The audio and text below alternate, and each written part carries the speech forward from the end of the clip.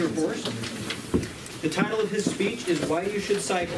Steve Hagerhorst has been a cyclist for 29 years, and the benefits of cycling are countless. Today he will be speaking about why you should cycle.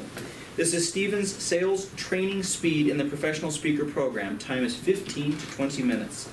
Come on up, Steve. Give him a hand. Steve. Oh, I'm not arguing. Sorry.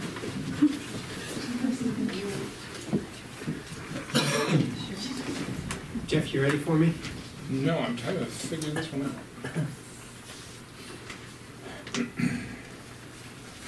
Sorry. No, you're fine. We're just, as we're waiting, I had my granddaughter with me before I came to give this speech, and she had my wife's phone, and my wife came to get her, and she didn't want to go to my wife, and so she swung around like this and nailed me right in the eyes. Well, that's, my wife's hoping I get a black eye so that I can tell that story, so we'll see. Ouch. She should have just punched you. Again. She's got a good left hook. All right, go ahead. Okay. I got the lights red, so not that it's a big deal, but it throws me off a little bit.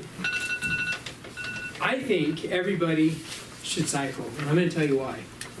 Scott Cutshaw was 505 pounds.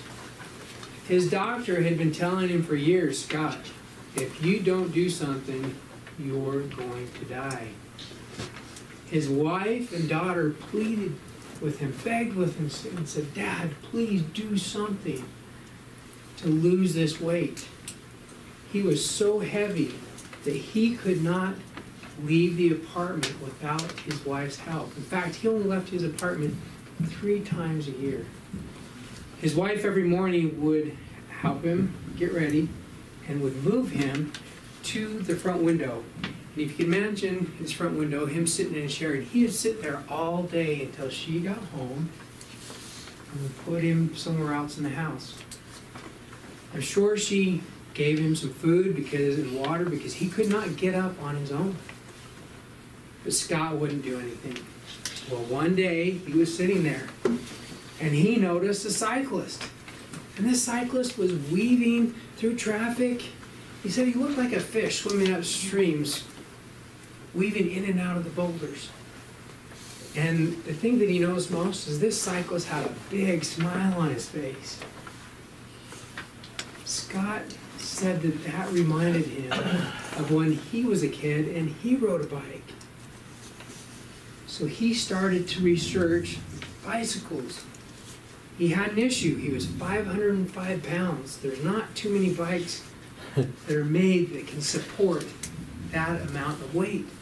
So he researched, found a bike that he thought would support his weight, bought it, went out to ride it, snapped. Back to the drawing board, more research. Bought another bike, gets out there, snap. You think he's discouraged by now? 505 pounds, can't get a bike that will support him. He didn't stop. Got back on the internet, started doing some Google searches. He found a gentleman that handmade bikes. He started a correspondence with him. They became friends through this correspondence. This guy actually came and saw him, got all his measurements, built him a custom bike. Scott got that bike. He got on it. It didn't break. He rode around the block, and I can just see him just going. He got around the block, and he just stopped. I don't know if he put his head down on the handlebars, but that's what I do when I'm tired when I ride a bike. I put my head down on the handlebars. He did that for 3 hours. Go around the block, stop, rest. Around the block, stop, rest. How far do you think he went in 3 hours? Any guesses? A few blocks. Just shy of 2 miles. He continued to do that for a year. He did change his diet, but in a year, he lost 20 meat. he lost 167 pounds. He rode 1,932 miles. He continued to ride, racking up thousands of miles. And in 3 years, he lost 320 pounds. He was 185 pounds.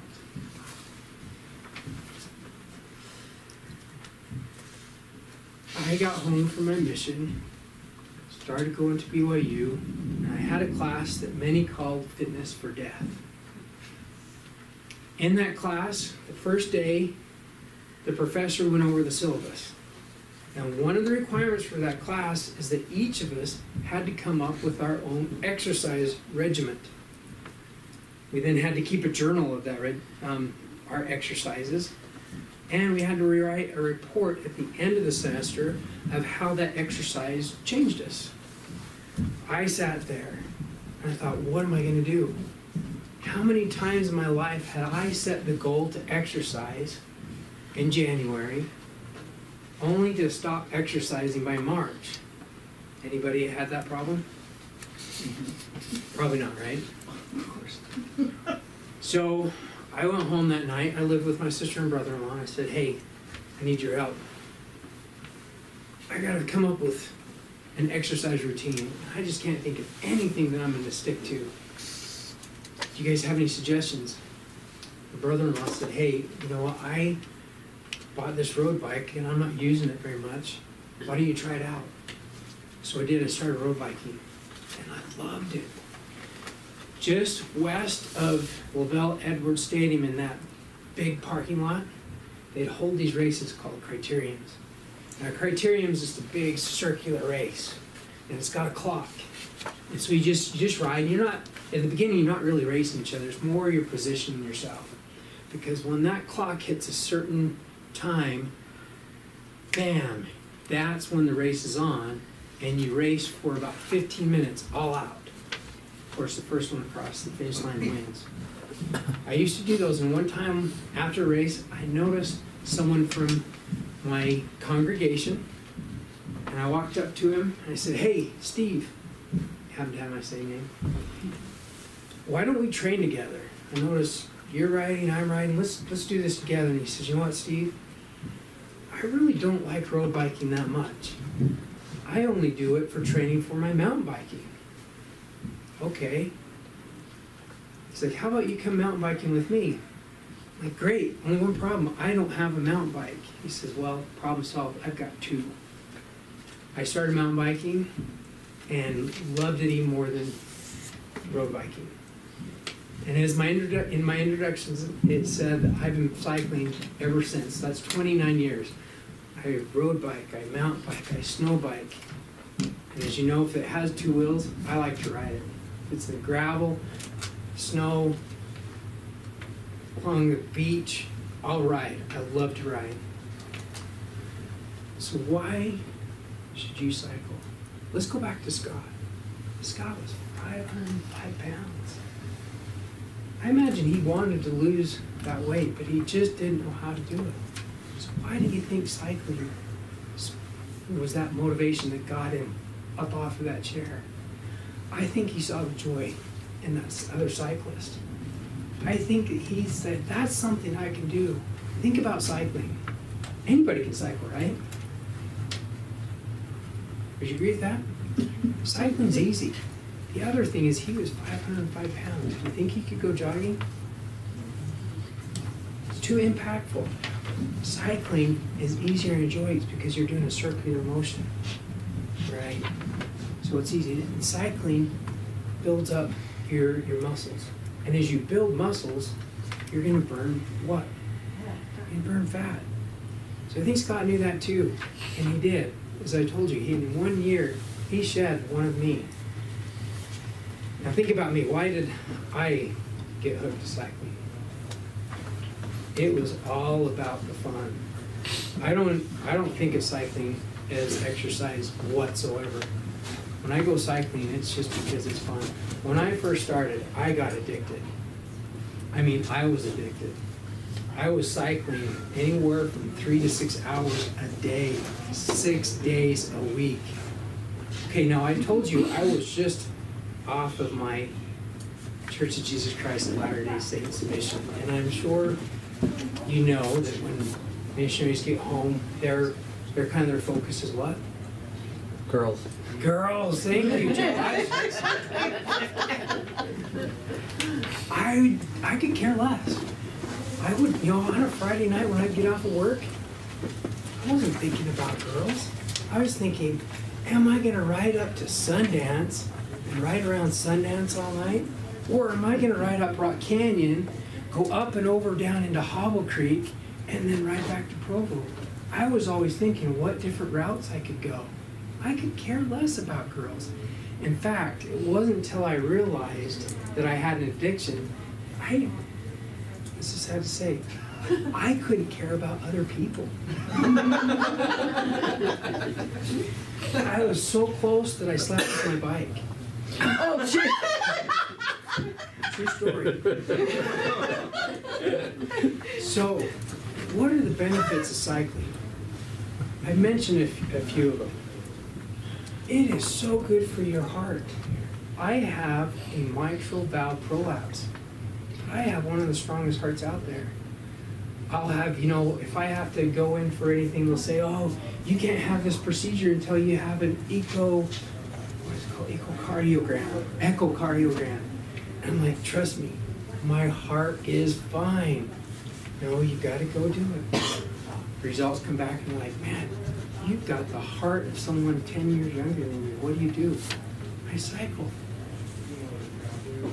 Cycling is something that you can do all your life. One time I was riding up Rock Canyon. I came up behind a gentleman. He was quite a bit older than me, and he was going quite a bit slower than me. But I didn't want to pass him, because I thought this is an opportunity for me to strike up a conversation, because I wanted to learn some things from him. I'm like, he has something to teach me. So we just chugged up Rock Canyon, we got to the top, he stopped, and I said, man, that's impressive.